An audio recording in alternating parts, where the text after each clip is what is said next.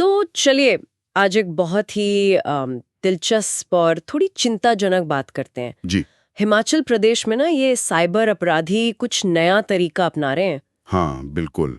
वो crypto currency और ये जो ऑनलाइन सट्टेबाजी वाले ऐप्स हैं, उनका इस्तेमाल कर रहे हैं धोखाधड़ी से कमाए पैसे को मतलब छुपाने के लिए। हाँ, और हमने इस पर एक लेख भी देखा था ना, क्रिप्टो बेटिंग और म्यूल अकाउंट्स, नए मनी लॉन्ड्रिंग के तरीके। तो आज कोशिश करते हैं समझने की कि ये सब चल कैसे रहा है। बिल्कुल। क्या तरीके हैं इनके और कैसे आम लोग मतलब अनजाने में ही इसका हिस्सा बन जाते हैं, ये समझना जरूरी है। सही बात है। तो अच्छा, ये शुरू कैसे करते हैं, मतलब लोगों को फंसाते कैसे हैं ये लोग? देखिए, ज्यादातर ये टेलीग्राम या व्हाट्सएप से शुरू होता है। लोगों को मैसेज आते हैं कि क्रिप्टो में इन्वेस्ट करो, बड़ा फायदा होगा, या फिर ऑनलाइन सट्टेबाजी में लगाओ पैसा, आसानी से जीत जाओगे, ऐसा कुछ। लालच देते हैं। हाँ, बिल्कुल। लेकिन असली खेल तब शुरू होता है जब कोई इनके झांसे में आ जाता है। फिर इन खातों को इस्तेमाल करते हैं वो अपना धोखाधड़ी वाला पैसा इधर उधर करने में। अरे बाप रे। हाँ, पैसा इन खातों से घूमता रहता है हम्म। ताकि असली मालिक का पता न चले।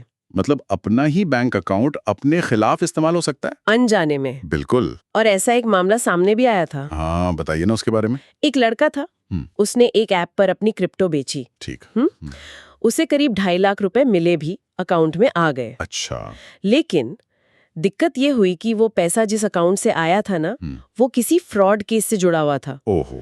और इससे पहले कि वो कुछ समझ पाता, जिसने क्रिप्टो खरीदी थी उसने फौरन उसे एक प्राइवेट वॉलेट में भेज दिया। प्राइवेट वॉलेट मतलब जिसका मालिक कौन है पता लगाना लगभग नामुमकिन। एग्जैक्टली। बिल्कुल। तो नतीजा क्या हुआ? क्या हुआ? उस लड़के का बैंक अकाउंट फ्रीज हो गया। और सिर्फ इतना ही नहीं, उसे दूसरे राज्य की पुलिस से बाकायदा कानूनी नोटिस आ गया। अरे, सिर्फ क्रिप्टो बेचने पे? हाँ, क्योंकि पैसा गलत सोर्स से आया था। ये दिखाता है कि पैसा कहाँ से आ रहा है, ये जानना कितना कितना जरूरी है। सही में, ये तो मतलब अनजाने में अपराधी बनने जैसा हो गया। बिल्कुल। और ये खतरा सिर्फ क्रिप्टो तक ही नहीं है, शायद सट्टेबाजी वाले मामले भी सुने हैं। हाँ हाँ, बिल्कुल। एक और केस था, एक आदमी ने ऑनलाइन सट्टेबाजी में कुछ पैसे जीते थे, लेकिन जो पैसा उसे मिला वो भी एक म्यूल अकाउंट से ही आया था। फिर वही कहानी। हाँ, नतीजा बिल्कुल वही। उसका बैंक खाता फ्लैग हो गया, उसे भी पुलिस का नोटिस मिल गया, और बाद में पता चला कि उसने ना तो ये चेक किया कि पैसा आ कहां से रहा है, ना ही उस बैटिंग प्लेटफॉर्म की कोई मतलब जांच पड़ताल की थी कि वो असली है भी या नहीं। इस सब पर पुलिस का क्या कहना है? वो धर्मशाला साइबर क्राइम पुलिस स्टेशन वाले एएसपी प्रवीण धीमान, उन्होंने कुछ बताया? हाँ, एएसपी प्रवीण धीमान ने यही बताया कि ये अपराधी बहुत शातिर हैं।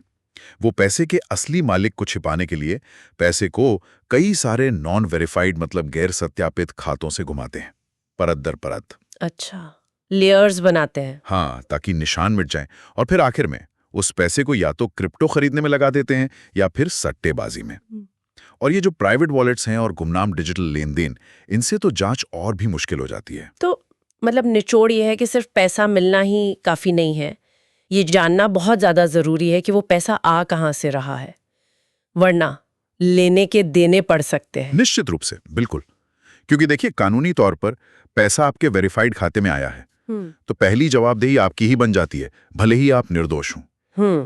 तो किसी भी अनजान सोर्स से पैसा लेना, चाहे वो क्रिप्टो बेचकर मिले या सट्टेबाजी से, आपको अनजाने में ही इस पूरे मनी लॉन्ड्रिंग चेन का हिस्सा बना सकता है। तो हमने देखा कि कैसे टेक्नोलॉजी का गलत इस्तेमाल हो रहा है, मनी लॉन्ड्रिंग के नए नए तरीके निकल रहे हैं, और बेचारे आम लोग जिन्हें शायद ज्यादा जानकारी नहीं होती, वो आसानी से फंस जाते हैं। इसीलिए पुलिस जो चेतावनी दे रही है वो बहुत जरूरी है। वो साफ कह रहे हैं, ऐसे किसी भी फाइनेंशियल प्लेटफॉर्म से दूर रहिए जिसकी पूरी जानकारी न हो। अनजान लोगों के साथ पैसों का लेन देन बहुत सावधानी से करें, और अगर जरा भी शक हो तो तुरंत रिपोर्ट करें। सही बात है। सतर्कता, जागरूकता, यही सबसे बड़ा बचाव है। बिल्कुल।